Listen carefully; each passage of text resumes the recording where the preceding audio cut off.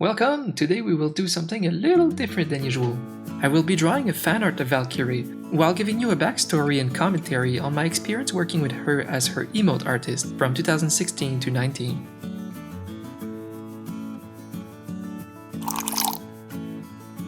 Okay, so let's start with how did I get to work with Valkyrae in the beginning. It all began somewhere in 2016.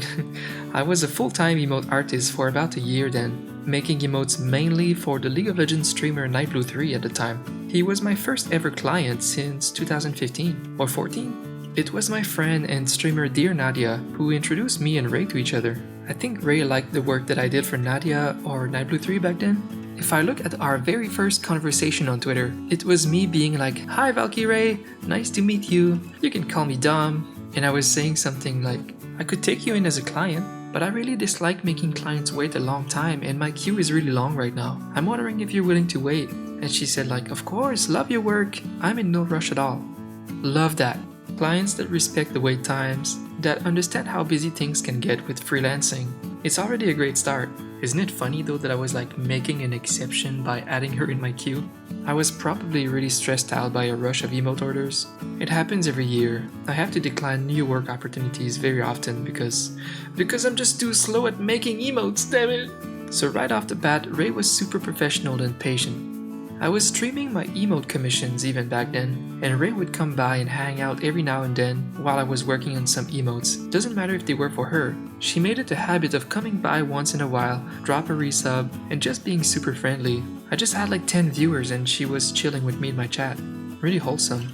She was subbed to me for years, and even for a little while after she moved to YouTube. Ray was the type of creator who would be supportive to smaller creators around her. She hosted my tiny art stream once in a while to show support. So here's the thing, since I'm one of the oldest emote artists on Twitch, over the years I've worked with my fair share of streamers, including some of the biggest ones. I've experienced the whole range of personalities that popular streamers have when working with artists. I will not give you names, but some of the absolute top streamers of Twitch are terrible with their artists. I've even had a legal battle with one of them. Another one ended up banning me from his chat and community because I didn't bump his commission to the top of my queue over my other clients who have been waiting for weeks. Yep, streamers that you love and follow are that entitled. You don't know half of it. But on the other side of the spectrum, there are also very wholesome big content creators. Valkyrae is one of them. Someone who is the same person on and off camera. A genuine, caring, supportive person. It's rare that I see these qualities in the top streamers. She is the content creator to look up to when you're an aspiring content creator on Twitch or YouTube.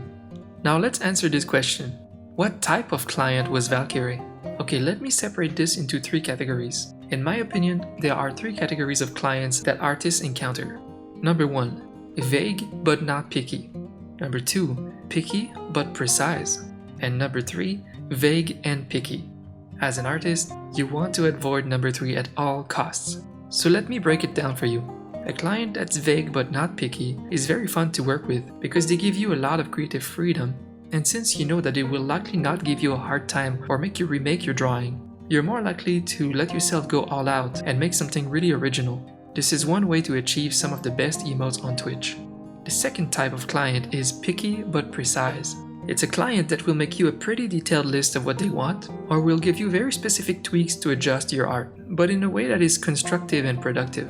This is also one way to get great results for your emotes, but it requires a streamer that has a really good artistic and design sense, because they are taking that role away from the artist, they are taking charge. So the results largely depends on the streamer's vision here.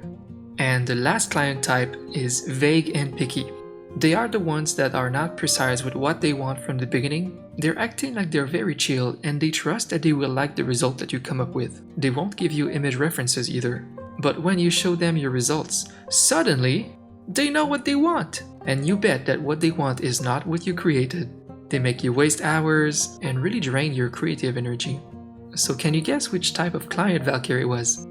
She's a number 2, and don't worry, that's a good thing. A client that knows what they want and are pretty clear with their direction.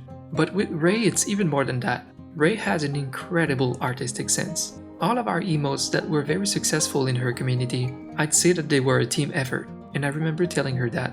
I would draw something and she'd make me adjust it in a way that comes out even better.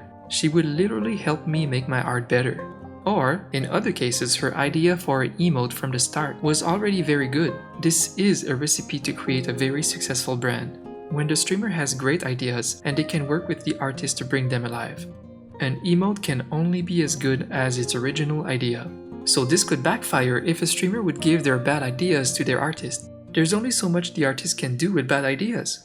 On her stream, Ray kept saying to her subs that they were only subbing for her great emotes, which is super supportive of her towards me, but firstly, that's obviously not true.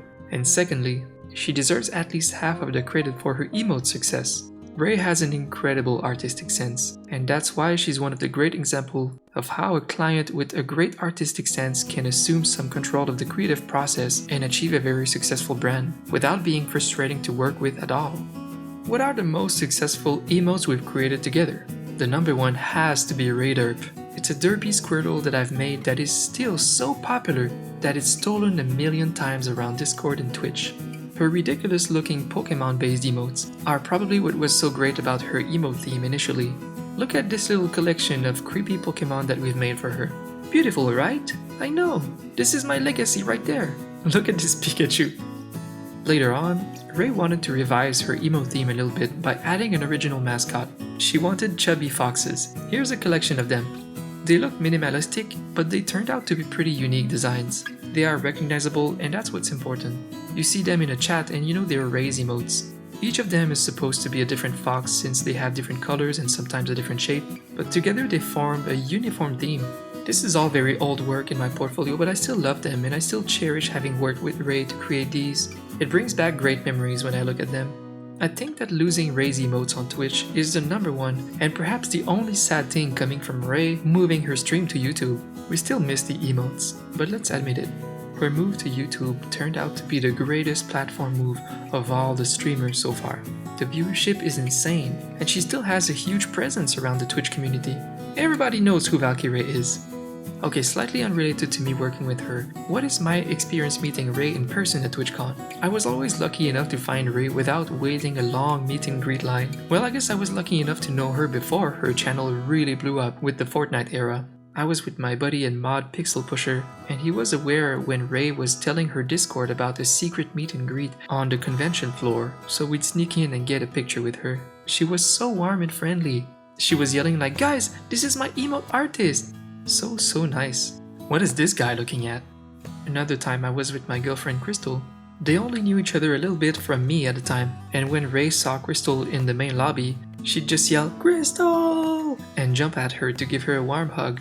This was all when Ray was a medium-sized streamer averaging like 400 to 700 views. She was still very successful, but she was still able to wander around the convention floor without getting swarmed by thousands of fans. Now, there is unfortunately no way she could casually walk around the convention center without being completely and dangerously swarmed Britney Spears style. She needs organized meet and greet times with bodyguards and everything. That's pretty insane. But I'm so freaking happy to see her be so successful.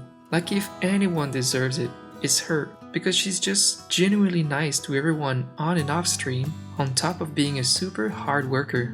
I've always admired her work ethics. You don't just get up there by luck. It's all hard work, cleverness, charisma, but mainly hard work. I often say that my girlfriend Crystal reminds me a lot of her. They're both ambitious workaholics and insanely talented entertainers. It's super interesting to observe someone like that and see how they grab success by the balls. They're just unstoppable. Let's take a look at the last work I've done with Ray. They were a nice set of badges that we've made together in 2019. They're some of my best badges for sure. I mean, I hate working on badges, and Ray knew that. But it ended up being so worth it. We did some really good work and she went out of her way to promote me on Twitter. I must have gained like 200 Twitter followers that day. It's pretty amazing how supportive she still was after all of that growth in her last year being on Twitch. She would always retweet my work and give me a warm shout out. Not everybody does that, not at all. If you're an artist and you have clients like that, keep them. They're precious. In closing, what I love the most about my job as an artist is being able to work with talented content creators, and I cherish my relationship with them very much. I was just a tiny artist back then when I started working with Ray, and I look back and I'm proud of the work we've done. And I'm proud of how far she's come since. I will always have tons of respect for her and look up to her as a content creator. I don't know if we will ever get to work together again on a project, Maybe now that I'm branching out of just emotes making into other areas like illustration, who knows, but it doesn't matter. I'm happy that I was a part of her journey and that she was part of mine. So that's about it for this video. If you enjoyed it, if you would please subscribe, like, comment, I would appreciate that. And thank you so much for watching.